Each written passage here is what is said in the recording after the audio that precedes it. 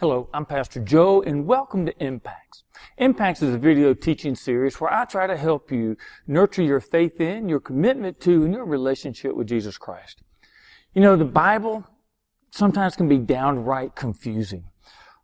But when we look at it, we break it down into smaller units, and we break it into sections, it can make it easier to understand what it is we are reading. So this series in Impacts is designed to help you understand the different divisions of the Bible, how they fit together. So come on, let's get started.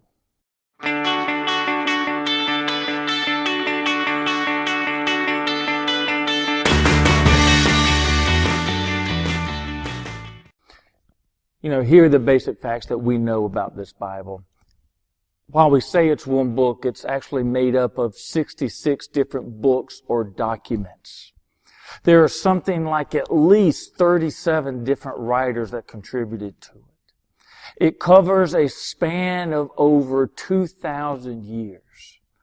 And generally, when we talk about how it's divided, generally speaking, we're going to name the Old Testament and the New Testament. But as we've seen, to better understand the Bible, we need to break it down into more than just the Old Testament and the New Testament. We began in the Old Testament, and we talked about how the Old Testament is generally divided into 4 different sections. You've got the historical books, you've got the wisdom and the poetry writings, you've got the major prophets, and you've got the minor prophets. Now, we broke the historical writings down into 2, the books of the law, the first 5, and then the next 12 of the history. Now, the first 17 books, which are the historical books, they contain all of the history that is encompassed in the Old Testament. Every event, all of the things that happened are actually mentioned and talked about in those first 17 books. The rest of the Old Testament, those books fit somewhere into that history.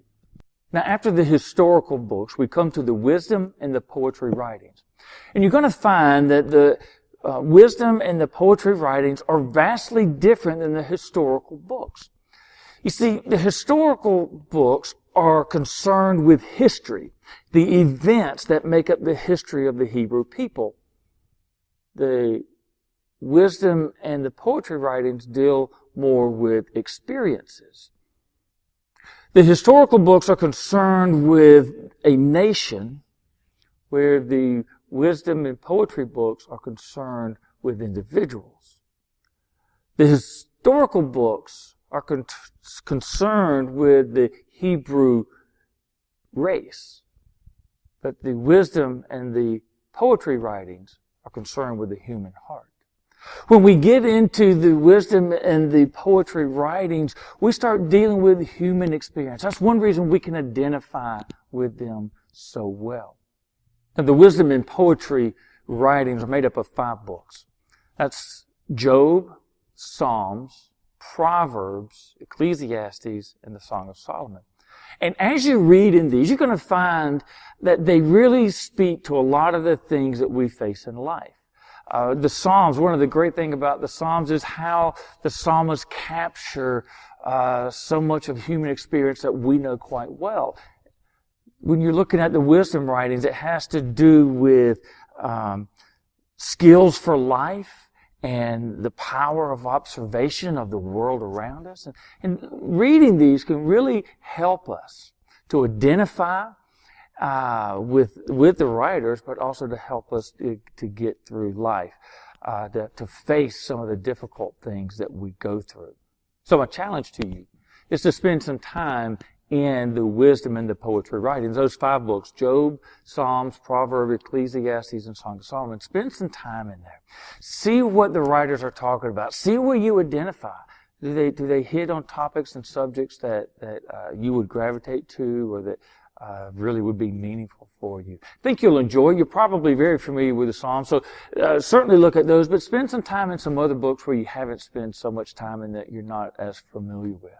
Well, look, I hope that you'll join us next week. Next week, we're going to be starting to look at the prophets, the major prophets. Before you leave, please take the time to subscribe to my channel so you don't miss any of the new videos that I post. I hope also that you will share this video because I think there's some value in it, and I'm sure some of your family and your friends would learn and grow in their faith as well. Well, look, until next week, may God's blessings be with you.